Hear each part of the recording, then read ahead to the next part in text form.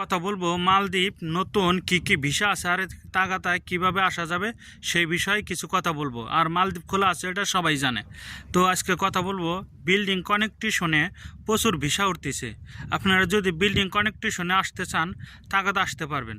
তো বিল্ডিং কানেকটিশনের কাজ কি সেই বিষয়ে কিছু কথা বলবো।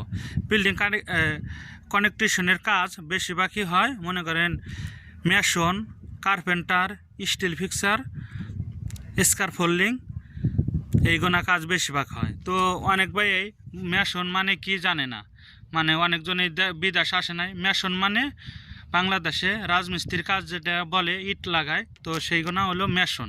তো মেশনের কাজ যদি আপনারা কাজ জানেন তো মেশনের কাজে দেখা যায় 450, 350, $400 বেতন হয়। তো মালদ্বীপের রুপিয়া 7,000, 8,000, 9,000 তিন প্রকারের বেতন আছে। যে যেরকম কাজ জানে তো ওইরকম কাজের বেতন পাবে। আর এক নম্বরে মনে করে মেশন গেল রাজমিস্ত্রি, আর কার্পেন্টার বাংলাদেশে যেটা কাঠমিস্ত্রি বলি। কাঠমিস্ত্রির কাজে যদি আসে তাগাদা আসতে পারবে মালদ্বীপ, শীঘ্রই ভিসা হবে। কাঠমিস্ত্রির কাজে আসলেও 350, 400, $450 বেতন আছে। যারা ভালো কাজ জানে তাদের 450 টাকা বেতন। তো এইগুলো কাজে যদি মালদ্বীপ আসে তাগাদা ভিসা হবে। আর মেশন, কার্পেন্টার এ দুইটা বললাম। স্কারফোল্ডিং মানে বিল্ডিংয়ের যে ওই যে পাইপ গোনা লাগায় ওই গোনারে স্কারফোল্ডিং বলে। তো স্কারফোল্ডিংয়ের কাজে আসলে 450, 550, 500 এরকম বেতন হবে ডলার। তো বাংলাদেশের এই যে মালদ্বীপের রুপিয়া 10,000, 11,000, 12,000 তিন প্রকারের মনে করেন স্কারফোল্ডিংয়ের কাজটা একটু কষ্ট হয়, সেই জন্য একটু বেতন বেশি দেয়।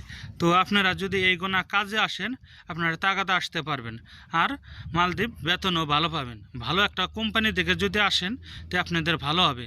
অনেক ভাই এই বলে যে ভাই একটা কোম্পানির নাম বলেন। আমি অনেক কোম্পানির নামই অনেক ভিডিওতেই বলছি।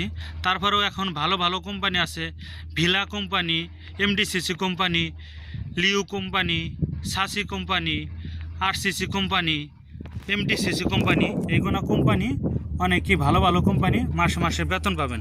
আর লেবারে আসলে তো বিল্ডিং কানেকটিশনের কাজে তো তাদের তো ভিসার অভাবই নাই, কিন্তু ভালো একটা লোক দেখে আসতে হবে। তো আমার ভিডিওটা যদি ভালো লাগে অবশ্যই লাইক, শেয়ার, কমেন্ট করে যাবেন। আমি নিত্য নতুন ভিডিও দেওয়ার জন্য চেষ্টা করব। তো ভালো থাকবেন। আল্লাহ হাফেজ।